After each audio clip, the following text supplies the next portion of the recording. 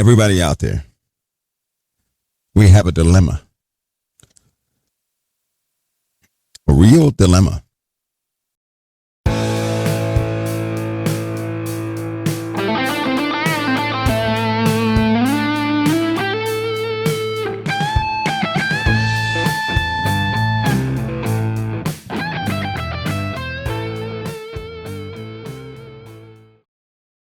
All right, here's the dilemma.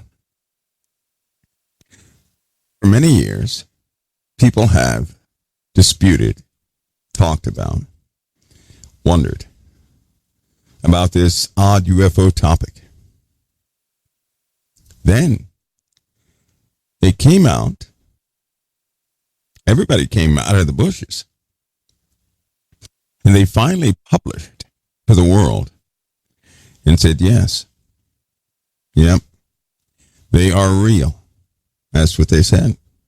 In fact, they said that, speaking on behalf of the government and armed services, that there are craft in our skies that we cannot identify, and that they strongly believe they do not originate from this earth. That's what they said. They published that to everybody. They verified the naval videos. They verified some of the other images and pictures and things of that nature. They couldn't release everything that's in the mix now, especially, for example, there have been some landings.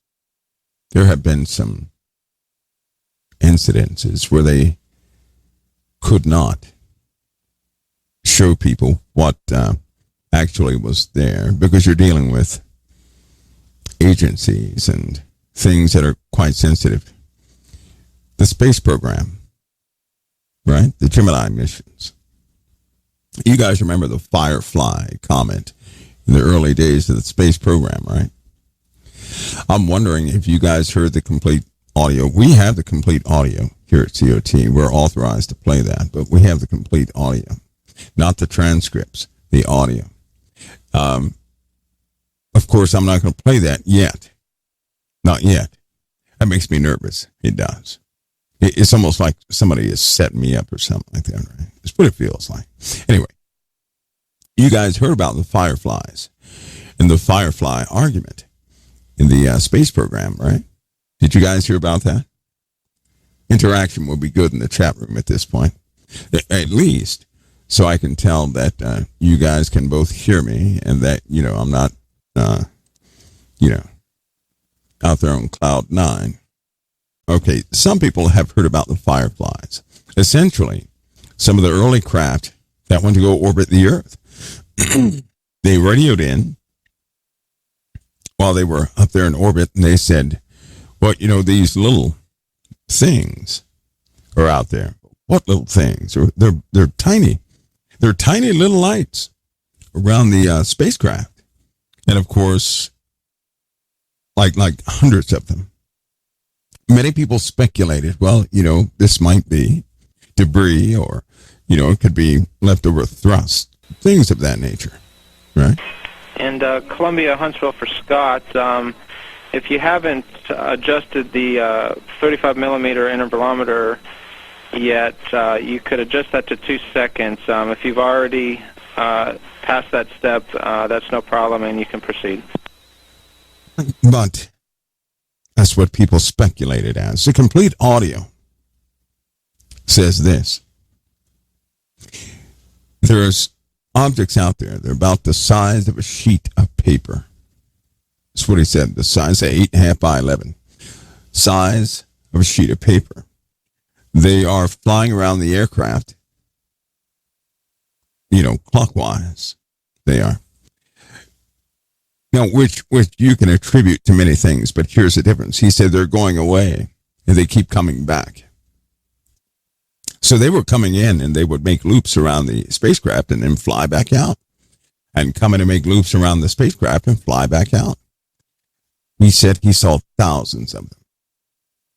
They were the size of a sheet of paper. And then he said, upon his, because they were doing multiple orbits, they had multiple craft up there. And that was the first time they were up in the upper altitudes. Same thing happened, this time counterclockwise, right? So it's almost like they had these little things, or whatever they were checking them out. The X-class aircraft that hit the highest altitude before the space program, same thing happened to them when they were up there for about, a couple of minutes. Same thing happened. Other pilots who have flown aircraft, up there in the atmosphere, similar things have happened. For example, and they did not report. Of course, these things you won't really find. The reports are there. You can read about them, but it's almost like nobody cares. They're there for anybody to see. But they had some incidents. This were about, I believe it's about 400 people were sitting there watching a craft on a highway. Right? They were on a highway, and everybody stopped, and everybody got out their cars because they saw a craft about 2 kilometers in radius. 2 kilometers in radius. That was everybody's estimate. 2 kilometers. This thing was humongous. What's going on up there? There's 2 of them. Look, drop. Look. Right? And it was about probably, maybe they said about 800 feet above the deck or above the ground. So that was huge. And it stayed there for about 12 minutes. 12 minutes of absolute clarity. And pictures were taken. Now, a couple of those pictures were introduced to the internet back in 2000, and I believe it was 2006, but nobody cared. Everybody thought it was fake, but in fact, it was authentic. It was real. Several times, images of very real things were put on the internet, and they were absolutely real, but they were so clear, everybody thought they were fake. They just thought they were fake. We can build an aircraft that big, right? But it's not going to go about 2 miles straight up. This thing looked like a big giant drum. The base of it was above the highway, right? Now think of something 2 kilometers in radius, and the base of it's above the highway, about 800 feet, but the rest of it goes miles into the atmosphere. Yeah, just think of that one. That doesn't make sense, right? It looked like some described it as quite eerie. Just quite eerie. Here's the issue, though. There have been things that have been flying in our atmosphere that were 300 miles in radius. Nobody heard a thing. It's very difficult to see them, too. In truth, one could be over your head right now. It could be 300 miles in radius, and you would not notice a thing. You would not sense a thing. You would not hear anything. You wouldn't. You just wouldn't. That happened almost half a year over the world. They didn't say a word, right? No, you really couldn't see it unless you were observing from the ISS or something like that, or you just got that right perspective that it was visible when you were at high altitude. But this thing was in our atmosphere for about a year. Half a year. About a half a year to a year. And it left. And this thing was 300 miles in diameter. 300 miles. The truth about that subject is quite disturbing, because it's not going to change your life at all. It will change your view on everything, but it won't change your life at all. It's not going to enhance your life. It will, more than likely, for some, it will complicate your life. See, everybody is not mentally adept enough to handle a subject like that. They're just not. You have others who are, they seem like experts, but they put all their expertise in trying to debunk the issue.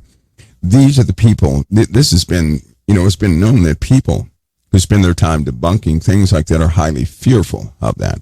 And truth be told, if it were ever proven true beyond a shadow of a doubt, beyond any reasonable doubt, it'd be a lot of people who'd be so fearful. it would complicate so much because people would demand some sort of explanation on what could not be explained, which would lead everybody back to the past. And everybody would start reading ancient writings. All of a sudden, they would disassociate from the common social core, how we operate. And they would become, everybody would become these ancient people again, believe it or not. They had several pilot programs, you could say, with small communities, and they did just that thing. They didn't tell the people anything. They controlled communications going outside that community. This happened back in the 70s. And everybody, all of a sudden, in less than, I believe it was a month, everybody needed access to older writings. And of course, back in the 70s, you could control communications quite easily. They literally saw a community disintegrate right before their eyes. They saw a community disintegrate. People began to reject all this common day things. A lot of people became hyper-religious, which means they refused to do anything modern day, and they were so frightened. They just went back to ancient practices and things. It totally fell apart. That little community totally fell apart. That same thing on a larger scale would likely, happen again. Likely happen again. So as far as an introduction that way, no. But I will tell you, their confession is they really don't have control. If any of these things ever decide to introduce themselves, they have to, there's something they're doing to carefully, let's just say, control the atmosphere of belief concerning these things. And the campaigns that go forward that keep people in limbo are real. And believe it or not, they have staved off some things, right? But there are groups out there right now who there's a dilemma. Should people, because inevitably you will be introduced to the topic. Everybody will on earth. Everybody. And during that time, it's not going to be, it just won't be in a setting where you're able to take your time and process anything. It'll be in a stressful setting.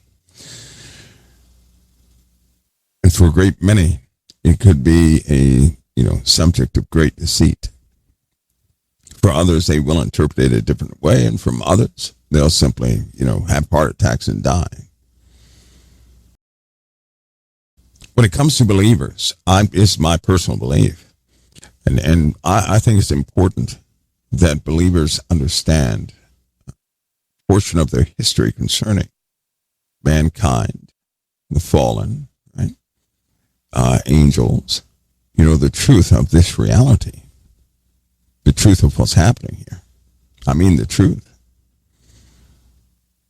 So that whenever a time like that were to ever come, you would already be prepared to deal with others, to help others.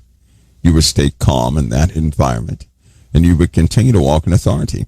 Your authority can be absolutely nullified if you don't know about this topic. If it's hidden from you and all of a sudden it just springs up to be absolutely true. Most Christians, I've seen this happen in other subjects.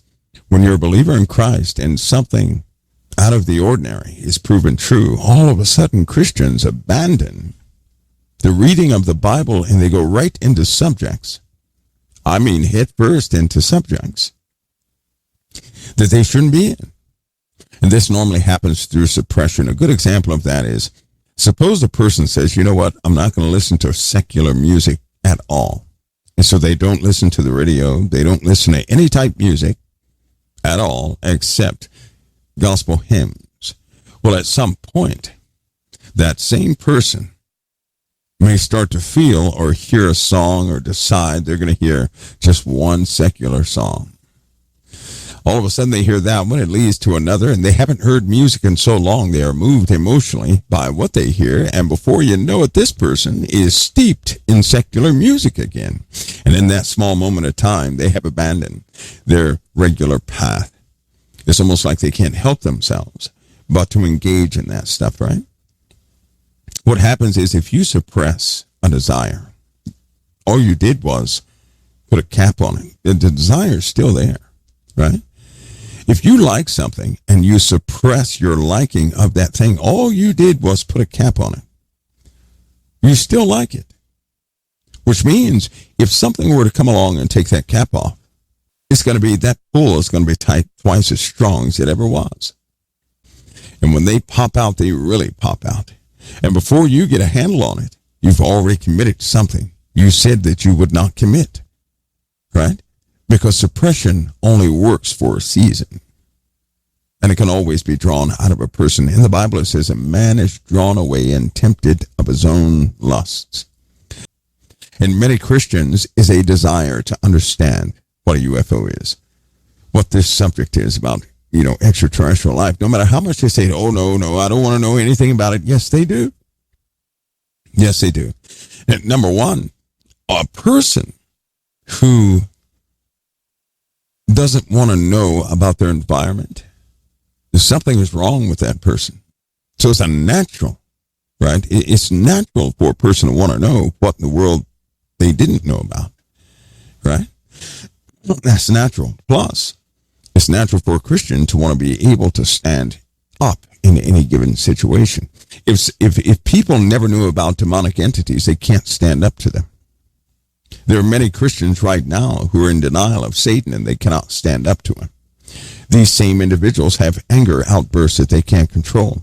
They say things they can't control, and all of it stems, they don't want to believe in some negative entity that has the power to augment negativity within a person. So they end up dealing with something they refuse to learn about. Did you know the greater percentage of the Bible is a warning? Do you guys know that? The greater percentage of the Bible is not the good news, so to speak. It's a warning. It's a warning of what's all around you, what awaits you. It's a warning of what's in the darkness and how that darkness works. The majority of the Bible is like that. It's like that. The good news is straightforward. The bad news, that requires a teaching. It does. The good news can easily be adopted. The bad news cannot. Folks, God bless all of you. I'm going to see you guys tomorrow. Okay? I'll see you tomorrow.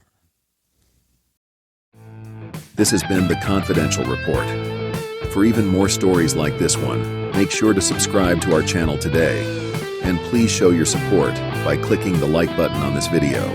For even more stories and news you deserve to know the truth about, follow us on Facebook and Twitter.